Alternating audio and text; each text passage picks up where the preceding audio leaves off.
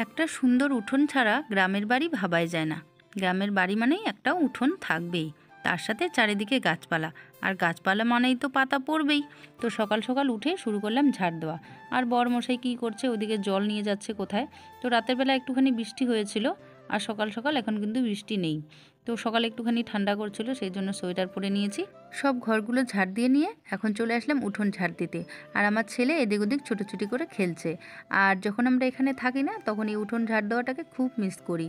আর এখন কিন্তু ভালোই লাগছে উঠোন ঝাড় দিতে। তো ফ্রেন্ডস, আজকের ভিডিওটা শুরু করলাম এখন থেকে, তোমরা দেখতে থাকো। আশা করি তোমাদের অনেক অনেক ভালো লাগবে। তো চলো ফ্রেন্ডস, দেখতে থাকো পুরো ভিডিওটা।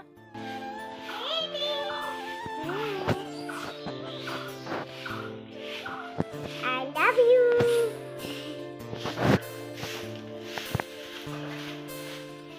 Thank you.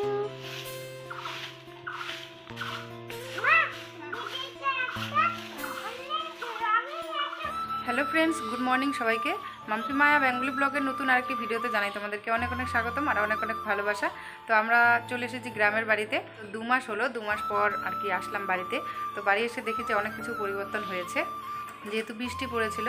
তো সেই জন্য আর কি সমস্ত কিছু আর কি অন্যরকম হয়ে গেছে। পরিবেশটা তোমাদের সাথে শেয়ার করব, তোমরা ভিডিওটা দেখতে থাকো। আশা করি তোমাদের অনেক অনেক ভালো লাগবে। আর সবাইকে জানাই হ্যাপি হোলির অনেক অনেক প্রীতি ও শুভেচ্ছা।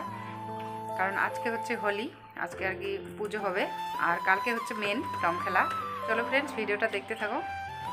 সকাল সকাল বর উঠেছে ঘরের উপরে, আর এখানে এমন একটা মজাদার ঘটনা হয়, দেখো তোমরা। আশা করি তোমাদেরও হাসি পাবে। আমি তো একদম হাসতে হাসতে পুরো শেষ হয়ে গেছি।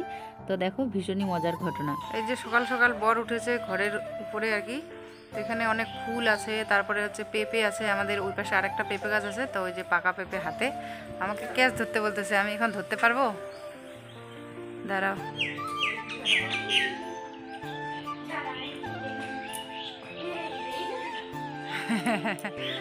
চেয়ারটা নষ্ট হবে। হ্যাঁ,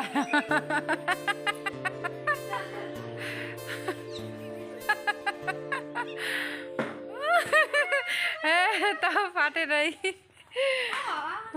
তাও ফাটে নাই। এই যে আমাদের গাছের পাকা পেঁপে, এটা এখন খাওয়া হবে।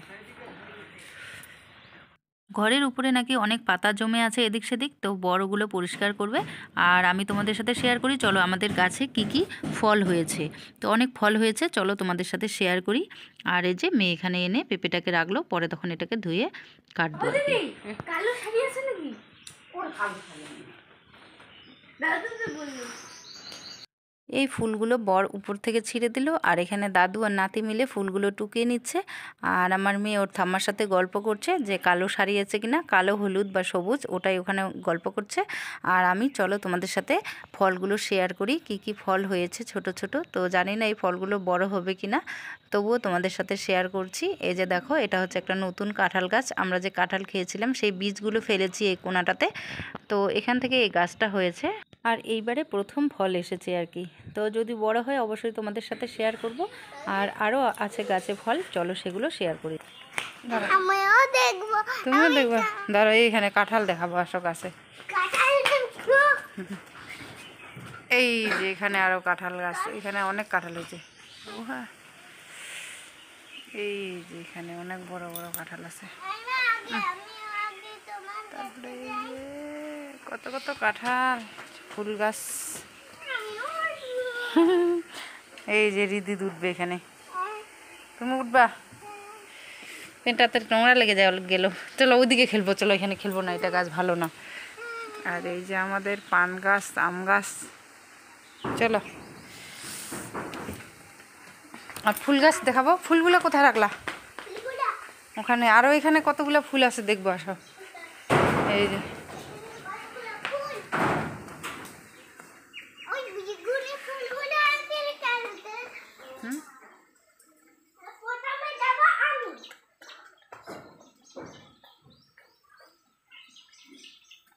ও, এখানে তো আরেকটা পেঁপে, এটা নষ্ট হয়েছে নাকি? এখানে আরেকটা কাঁচা পেঁপে, এতগুলো পেঁপে দিছে রে তোমার বাবা পাড়াই।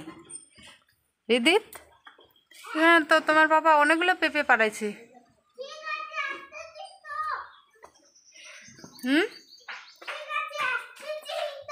আসতেছো? ভেসলিনটা কে খুলছে, লাগায় নেই? তুমি কি খেলো এখানে দেখি আমি? হ্যাঁ, বলটা চলে গেল, রিদিতের বল। তো ফ্রেন্ড, সমস্ত কাজ সেরে এখন ওই যে স্নান করে নিলাম। এখন আর কি পুজো দেবো। আর বরের যেহেতু ডিউটি আছে সেই কারণে আর কি পুজো দিয়ে তাড়াতাড়ি করে রান্নাবাড়ি করে দিতে হবে, খেয়ে দিয়ে ডিউটি যাবে। তো এইদিকে পুজোরও জোগাড় হয়ে গেছে। পাপা এখানে আবির দিচ্ছে, এই হৃদিত গন্ডগোল করে। তো ঠাকুরে পুজো দিয়ে আবির দিয়ে নিলাম। এই যে দেখো সব ঠাকুরে আবির দেওয়া হয়ে গেছে। আর মেয়ে এখানে কি করেছে, ওর ভাইয়ের সাথে রং খেলেছে। আর এই যে দেখো ও একা একাই দেখছে। দেখি কে তোমাকে কে হোলি মাখাইলো?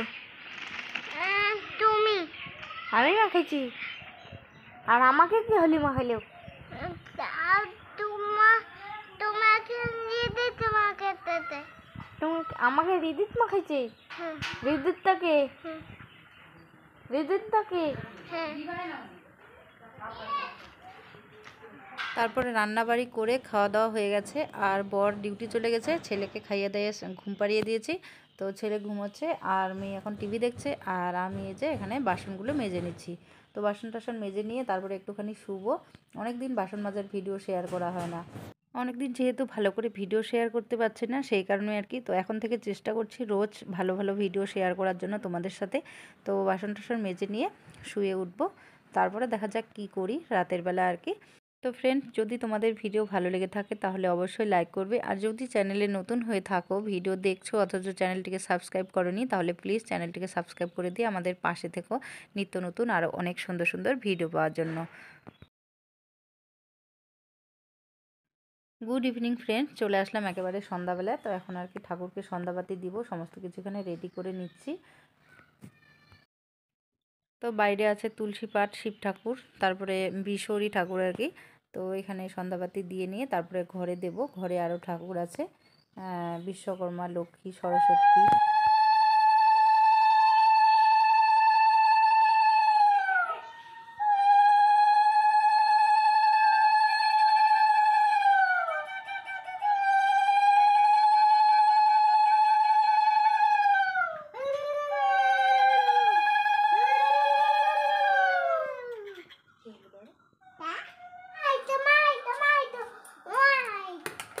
চলো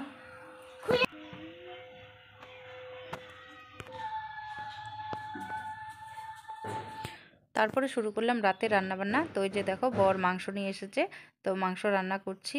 আর আলু দিয়েই করছি আর কি, কারণ আমার মেয়ে সবজিতে আলু খেতে একদমই পছন্দ করে না। আর যদি মাংসের মধ্যে আলু দিই তাহলে একটুখানি খায়। তো ওর বাবা বললো যে ওকে আলু খাওয়ানোর একটাই উপায় আছে, মাংসের মধ্যে আলু দিয়ে ওকে আলুটাকে খাওয়ানো হবে।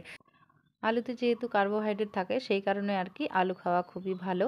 আর যাদের সুগার থাকে শরীরে তাদের তো না খাওয়াই ভালো, কিন্তু আমার তো আলু ভীষণ প্রিয়। সুগার থাকা সত্ত্বেও আমি কিন্তু আলুটা খাই, অ্যাভয়েড করতে পারি না আর কি। তো এই হচ্ছে ব্যাপার। তো এখানে মাংসটা রান্না করে নিচ্ছি। আর বাবা নাকি কোথায় গেছে, তো সেই কারণে এখানে কয়েকটা টুকরো বাবার জন্য রেখে দিলাম, কালকে রান্না করে দেবো আর কি। আর আমার ভাই এসেছে, তো রান্না বান্না করতেছি।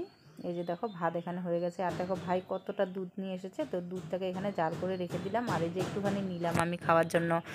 আর এরকম কারো হয় কি না জানি না। এই যে দেখো আমার বরমশাই চলে এসেছে এখানে ঘাটা দিতে আর কি। তো একটুখানি নেড়ে চেড়ে আমি জল দিয়েছি, বর এসে আবার একটুখানি নাড়া দিচ্ছে, বলে যে দেখি তো কীরকম হলো। তো চলো তোমাদের সাথে ফাইনাল লুকটা শেয়ার করছি। এই যে দেখো আমার মাংস রান্না পুরো কমপ্লিট, একদম লাল লাল করে রান্না করে নিয়েছি। আর খেতে তো একদম দুর্দান্ত হয়েছে। তো ফ্রেন্ডস, আজকের মতো এই পর্যন্তই।